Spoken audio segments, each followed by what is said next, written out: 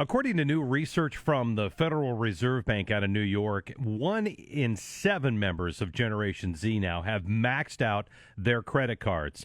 Monika Hengesbach is CEO at Decision Financial Services, and she's joining us now here on Portland's Afternoon News to talk about this. Monika, first, thanks for being here. Sure. Thanks for having me. So, to state the obvious, this is seriously bad for Gen Zers to have this much consumer debt so early in life. Yes, it is. It's actually hindering their success. And this is, too, at a time when this generation is complaining, for example, about things like student debt as well. Yes, actually, that's probably the problem with it is the fact that when they graduate college, roughly the average salary an entry-level student's going to get is around $63,000, but they're encumbered with student loan debt that's almost $2,400. And so with that, plus the cost of housing, they have no money left for reserves at all.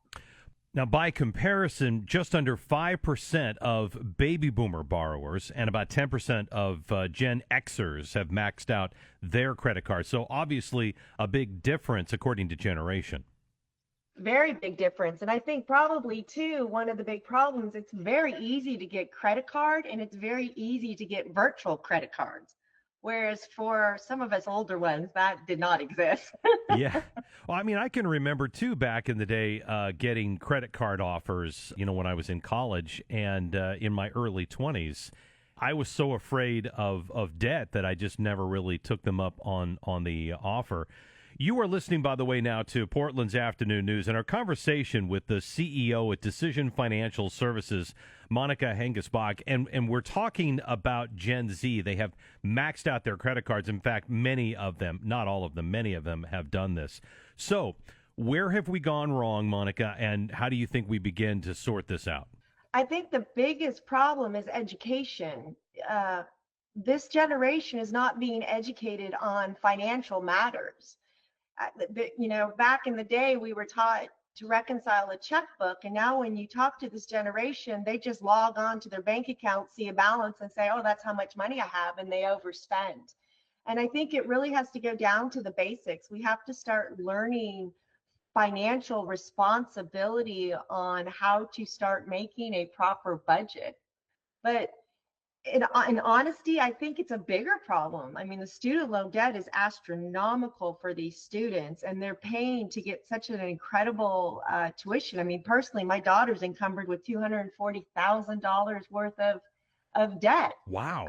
She went out of state. She actually graduated from the University of Oregon, but she went out of state, and now she works for a nonprofit earning $20 an hour. So it's nearly impossible to try to pay that off. So we've got to somehow fix that type of problem, whether the cost of education or the jobs. But if you raise the prices of wages, then the business owners are suffering. So it really is a problem down to the basics that needs to be fixed. And I think it starts first with education and how to be financially responsible.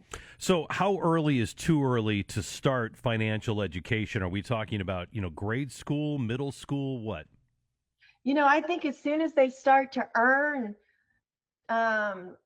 money while they're doing jobs, right? I think the parents should start teaching them that, okay, if you're going to get $20, let's put $5 into a savings account and show them what that is like to start earning that interest income. Because I think as a child, we used to have piggy banks that we would love to grow and watch them overflow with money. It would be great for them to start seeing at a younger age the fruits, as I put that in air quotes, of their labor as they're earning some interest income on that. Then I think they'd be more geared to save versus spend.